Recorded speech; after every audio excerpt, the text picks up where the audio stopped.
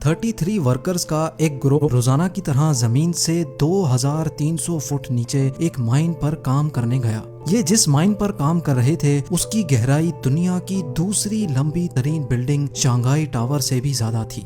इस माइन में जाने का सिर्फ यही एक रास्ता था और बदकिस्मती से वापस आने का भी यही रास्ता था। माइन के बॉटम पर जहां वर्कर्स काम कर रहे थे वहां का टेम्परेचर काफी ज्यादा था और ऑक्सीजन बहुत ही कम। इस दिन माइन के अंदर सारे ऑपरेशंस रोजाना की तरह ही चल रहे थे, लेकिन फिर कुछ ऐसा हुआ जिसने इन वर्कर्स की जिंदगी पूरी तरह से बदल दी। जेम टीवी की वीडियोस में एक बार फिर से खुशामदीद। नाज़रीन, ये दिन था 5 अगस्त 2010 का, जब चिली के एटाकामा डेजर्ट के बीचों बीच एक माइन पर कॉपर और गोल्ड की माइनिंग का काम चल रहा था। ये माइन सेंट जोस के नाम से जानी जाती थी, जिसको एक प्राइवेट कंपनी ऑपरेट कर रही थी। माइन का बॉटम जमीन से 2300 फुट नीचे था, जहां तक जाने का रास्ता एक स्पाइरल ट्रैक था, जिसमें जीप्स की मदद से वर्कर्स और माइनर्स को रोजाना इसके बॉटम तक पहुंचाया जाता था। 120 साल पुरानी इस माइन में हर साल 30 से 40 वर्कर्स अपनी कीमती जानें खो बैठते थे और 5 अगस्त 2010 वाले दिन भी इसमें 33 लोग मौजूद थे। जमीन के अंदर जिस जगह पर ये माइनर्स काम कर रहे थे वहाँ माइन में क्रैक्स पड़ने की वजह से एक हादसा हुआ और एक बहुत बड़ा पत्थर माइन पर आ गिरा। इस पत्थर ने माइन पर आने वाले रास्ते को पूरी तरह से ब्लॉक कर दिया था, जिसको हटाना किसी भी सूरत में मुमकिन नहीं था। इस हादसे की वजह से वर्कर्स को तो नुकसान नहीं हुआ, लेकिन अब वो लोग एक ऐसी पोजीशन में खड़े थे कि जमीन से 2300 फुट नीचे ना ही वो वापस जा सकते थे, ना ही उनके पास इतना खाने का सामान था, ना ही उनका जमीन से कांटेक्ट बाकी बचा था और चारों तरफ से फंस जाने की वजह से ना ही वहाँ इतना ऑक्सीजन मौजूद था। उनके लिए ये ऐसा ही था जैसे वो 33 वर्कर्स कब्र में दफन किए गए हों और वो भी जिंदा।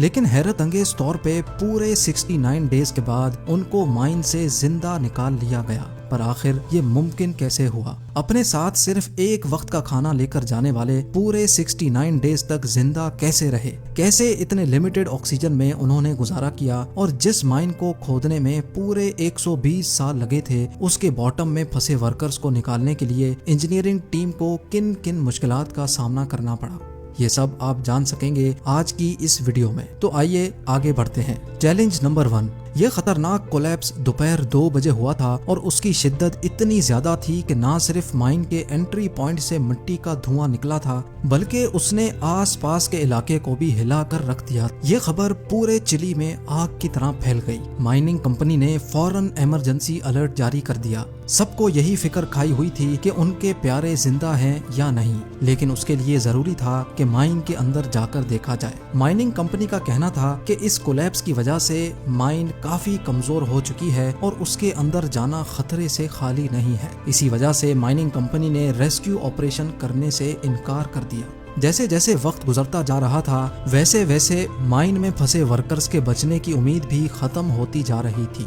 लेकिन वहीं एक रिटायर्ड माइनर जोस वेगा भी मौजूद था, जो उन फंसे हुए वर्कर्स में से एलेक्स नामी एक वर्कर का बाप था। अपने बेटे को किसी भी सूरत बचाने के लिए जोस अपनी जान खतरे में डालने के लिए राजी हो गया।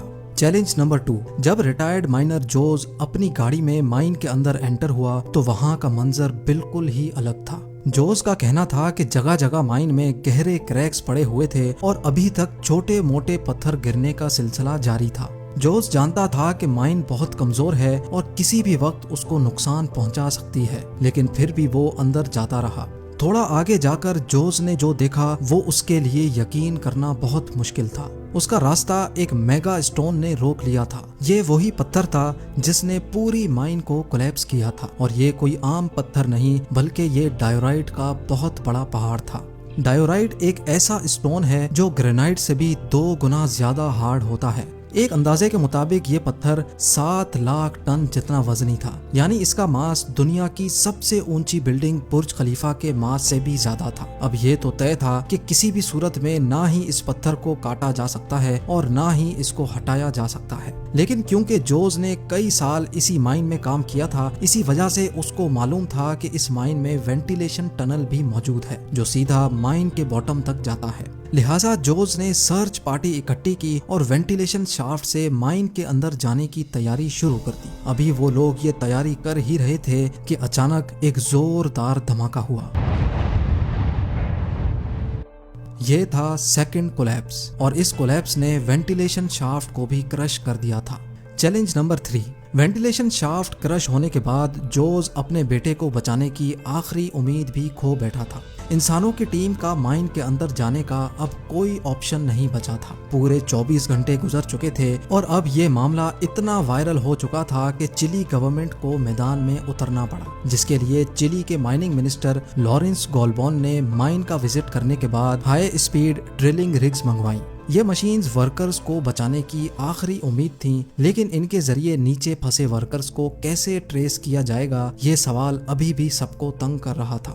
آپریشن ہیڈ راؤل ڈگنینو نے فیصلہ کیا کہ مائن کے 3 حصوں میں 6 انچ وائڈ ہول ڈرل کیے جائیں گے اور کیمرہ کے ذریعے وہاں پھنسے ورکرز کا سراغ لگایا جائے گا۔ لیکن ایک مسئلہ اور بھی تھا۔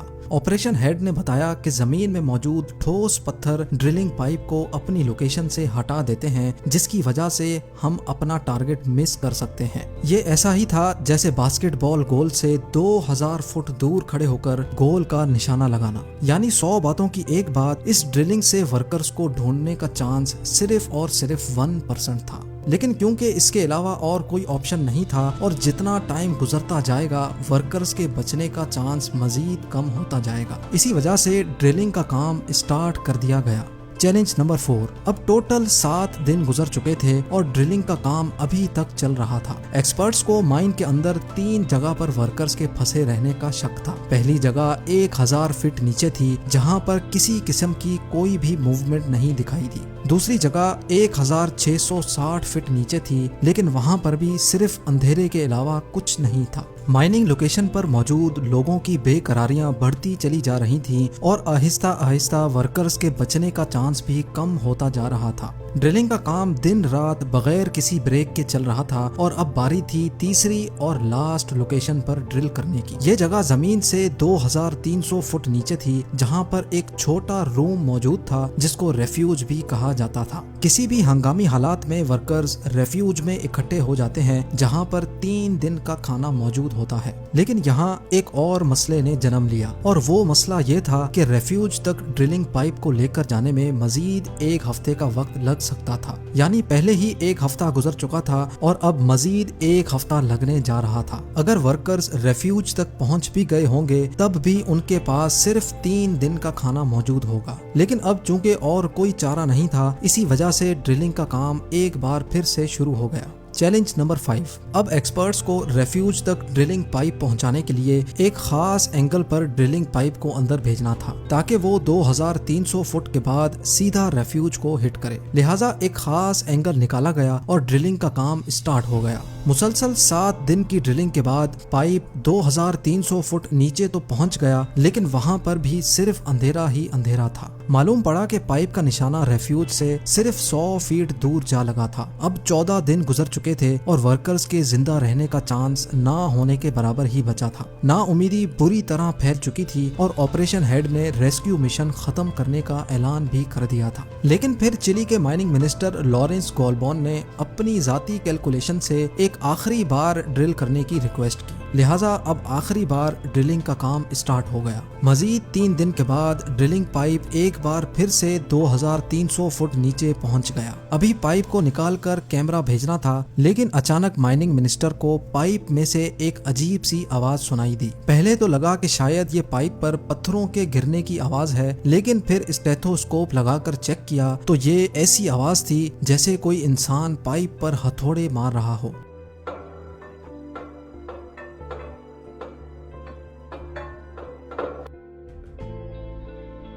فوراً پائپ کو باہر نکالنے کا پروسیس شروع ہو گیا۔ 6 گھنٹے کے بعد جب پائپ واپس آیا تو اس پر ایک ایسی چیز لگی تھی جس کو دیکھ کر یقین کرنا ممکن نہیں تھا۔ جی ہاں، پائپ پر ریڈ کلر کا پینٹ ہوا تھا اور اس پر ایک کاغذ کا ٹکڑا چپکا ہوا تھا جس پر لکھا ہوا تھا کہ ہم ریفیوج میں پھنسے ہوئے ہیں اور ہم سارے ورکرز ابھی تک زندہ ہیں۔ یہ جاننے کے بعد وہاں موجود لوگ خوشی سے رو پڑے۔ لیکن جب 6 انچ کے ہول سے کیمرہ اندر بھیجا گیا تو اس میں کیا منظر دیکھا گیا۔ صرف 3 دنوں کے کھانے کے ساتھ یہ لوگ 17 دنوں تک کیسے زندہ رہے، مزید 52 ڈیز تک ان کو کیسے زندہ رکھا گیا اور 6 انچ کے سوراخ سے ان کو ریسکیو کرنا ممکن نہیں تھا، تو آخر ان کو پورے 69 دنوں کے بعد کیسے باہر نکالا گیا، یہ سب آپ جان سکیں گے ویڈیو کے پارٹ 2 میں۔ ہر خبر اور نئی ویڈیوز دیکھنے کے لیے فیس بک پر لائک، انسٹا پر فالو اور یوٹیوب پر کریں سبسکرائب۔